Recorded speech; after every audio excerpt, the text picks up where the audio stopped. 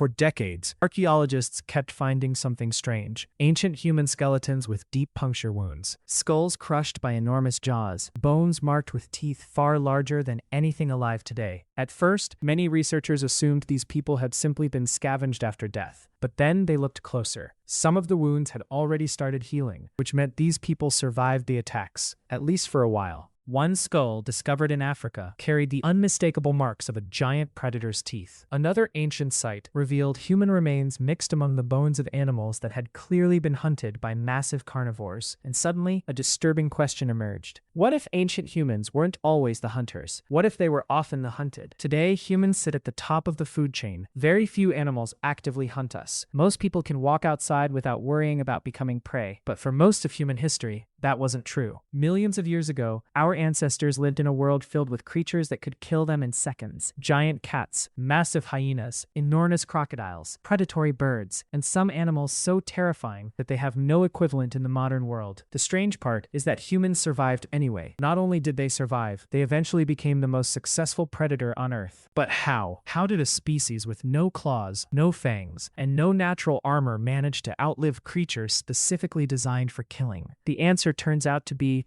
one of the most incredible survival stories in human history, and it begins in a world where stepping away from your group for even a few minutes could mean death. Around 2 million years ago, early humans lived across parts of Africa. Compared to the predators around them, they looked hopelessly vulnerable. A lion had speed, a leopard could climb trees, hyenas possessed jaws powerful enough to crush bone, even crocodiles could explode from rivers with astonishing force. Humans had none of these advantages. In fact, if you compared an early human to the predators surrounding it, the outcome seemed obvious. The predators should have won, but there was a problem. The evidence didn't fit. If humans were so vulnerable, why didn't they disappear? Why aren't we talking about ancient humans the same way we talk about extinct animals? Scientists began searching for clues, and what they discovered was surprising. Many predator attacks happened near water. That might not sound important, but water was life. Humans needed it every day. Animals needed it every day, which meant rivers and lakes became deadly meeting points. Imagine approaching a river thousands of years ago. You aren't carrying a rifle. You don't have a flashlight. You don't even know what might be hiding beneath the surface. Then, without warning, a giant crocodile launches from the water. For many ancient humans, this wasn't a nightmare. It was reality. And that's where things start to get strange, because crocodiles may not have been the greatest threat our ancestors faced. Something even more terrifying was waiting in the shadows, and unlike crocodiles, it could follow humans almost anywhere. That predator was one of the most successful hunters the world has ever seen. Not a lion, not a wolf, a giant prehistoric cat. Millions of years ago, Africa was home to several species of enormous carnivores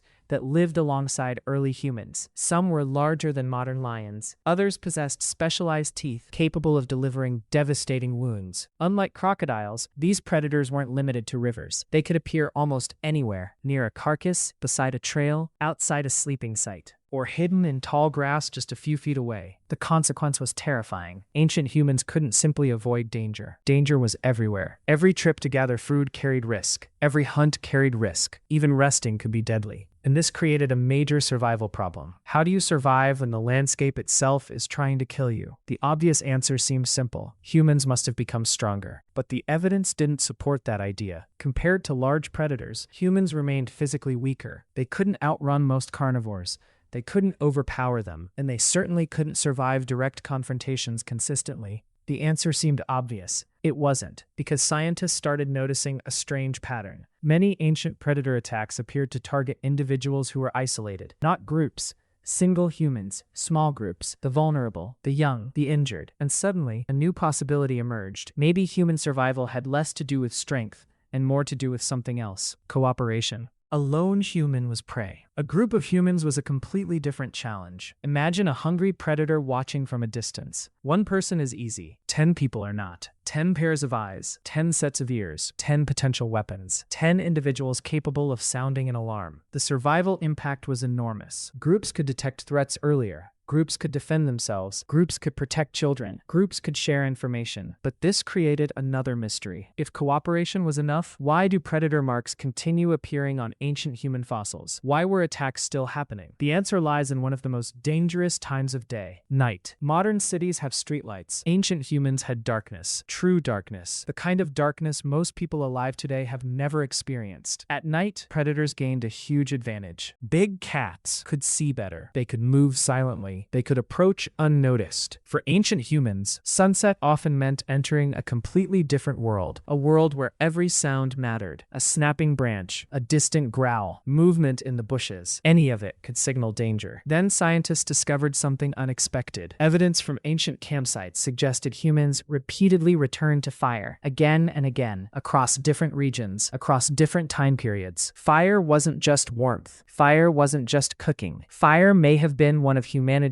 first anti-predator technologies. The consequence was revolutionary. Predators that dominated humans during the day often hesitated around flames at night. A small campfire created a protective zone, not perfect safety, but better odds. And when survival is uncertain, better odds can change history. For perhaps hundreds of thousands of years, fire transformed the balance between hunter and hunted. But there was a problem. Even fire wasn't enough, because some predators didn't merely attack humans, they actively competed with them. And that's where the story takes an even darker turn. Researchers studying ancient caves noticed something unusual. The same shelters were often used by humans and large carnivores. Not at the same time, but repeatedly. Humans would occupy a cave. Later, predators would use it. Then humans would return. Then predators again. It was almost like a long-running territorial war. Both sides wanted the same thing: protection, shelter, safety from the elements. And every time humans claimed a cave, they were challenging some of the most dangerous animals on Earth. The question was no longer how humans avoided predators. The question had become something far stranger. How did humans slowly begin taking territory away from them? The answer should have been impossible, at least according to the rules of nature, because some of the animals competing with humans weren't just dangerous, they were enormous. In Europe, ancient humans shared the landscape with cave bears, and these weren't bears like the ones people see today. Some cave bears could grow larger than modern grizzlies. Standing upright, they towered over humans. A single swipe could break bones. A single bite could be fatal. The consequence was obvious. If a human encountered one alone, survival was far from guaranteed. And yet, evidence suggests humans repeatedly entered caves occupied by these giants. Not once, not twice, over and over again. Why would anyone willingly enter the home of an animal capable of killing them? At first, scientists believed humans simply avoided such places. But the evidence didn't fit. Stone tools appeared inside caves. Fire pits appeared inside caves. Human remains appeared inside caves. Ancient humans weren't avoiding danger. They were confronting it. And that's where things get strange. The same pattern appears with another terrifying predator, the giant hyena. Modern hyenas already possess incredible bite force, but some prehistoric species were even larger. These animals could crush thick bones that other predators couldn't touch. They were powerful, aggressive, and highly efficient hunters. For humans, they represented a nightmare, a competitor that wanted the same food, the same shelter, the same survival resources. Every successful hunt attracted attention. If humans killed an animal, predators could smell it. If predators made a kill, humans might try to scavenge from it. The result was constant competition, and competition often became conflict. But then scientists discovered something unexpected. Ancient human camps began changing. At older sites, evidence suggested humans mainly reacted to danger. At newer sites, they appeared to be preparing for it. That difference changed everything. Instead of waiting for predators to appear, humans started creating advantages before encounters even happened. They positioned camps strategically. They selected defensible locations. They coordinated activities. And most importantly, they improved their tools. The survival impact was enormous. A sharp stone isn't impressive against a lion, but multiple sharp stones wielded by a coordinated group become a different story. The answer seemed obvious. Better weapons allowed humans to win. But once again, the evidence revealed a deeper mystery. Many predators remained stronger. Many remained faster. Many remained deadlier in direct combat. So why did humans continue gaining ground? The clue comes from one of the greatest hunting strategies ever developed: persistence. Most predators rely on explosive power. They sprint, they ambush, they attack quickly. Humans evolved differently. Our ancestors became exceptionally good at something unusual: endurance. They could walk for long distances. They could track animals for hours,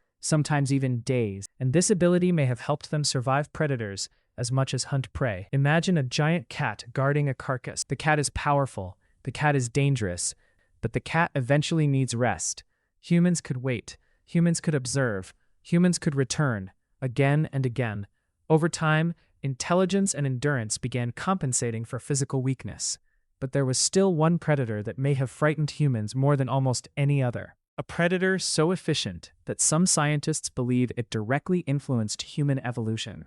The leopard. Unlike lions, leopards preferred stealth. Unlike bears, they didn't need overwhelming size. Unlike hyenas, they didn't rely on groups. They were silent, patient, invisible, and evidence suggests early humans were frequent targets. Some ancient fossils show puncture marks matching leopard attacks. Others appear to have been dragged into predator dens. The implication is chilling. There were times when humans occupied the role of prey, not occasionally, regularly. For millions of years, our ancestors lived knowing something could be watching from the darkness, something they might never see until it was too late. But this constant danger may have produced an unexpected consequence. Instead of destroying humanity, predators may have helped create it. And that discovery completely changes the story, because the very animals hunting ancient humans may have been responsible for shaping the traits that eventually allowed humans to dominate the planet. At first, that idea sounds completely backward. How could animals trying to kill humans possibly help humans succeed? The answer lies in a simple fact. Every predator created a problem, and every problem forced humans to adapt. A leopard hiding in the trees rewarded vigilance. A crocodile wading in the water rewarded caution. A giant hyena competing for food rewarded cooperation. A cave bear occupying shelter rewarded planning.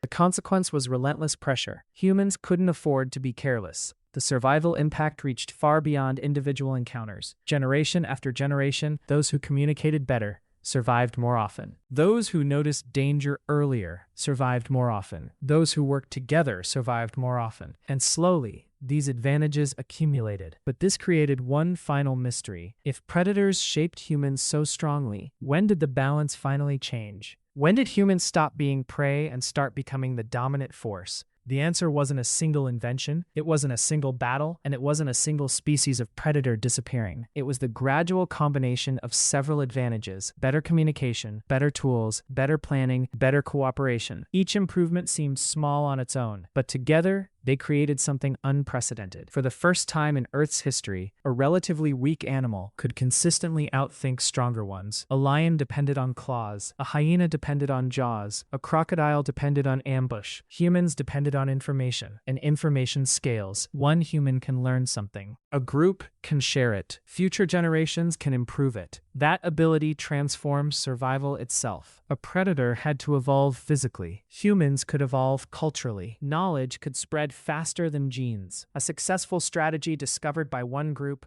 could eventually benefit thousands. And that's where things get truly astonishing. The predators hunting humans remained largely the same, but humans kept changing. They developed more sophisticated weapons. They improved fire use. They created safer shelters. They learned migration routes. They mastered teamwork on a level rarely seen in nature. Eventually, predators that once terrorized humans began avoiding them. The relationship reversed. The hunted became the hunter. But there was an unexpected twist. Even after humans became dominant, the fear remained. Look at modern human behavior. We instinctively notice movement in darkness. We react to sudden sounds. We feel uneasy when something watches us from the shadows. Many of our fears make little sense in modern cities, yet they made perfect sense in prehistoric landscapes. The evidence suggests ancient predators left marks not only on human bones, they may have left marks on the human mind. Echoes of dangers our ancestors faced for millions of years, and that's what makes this story so remarkable. When we imagine human history, we often picture humans conquering nature, but for most of our existence, nature was winning.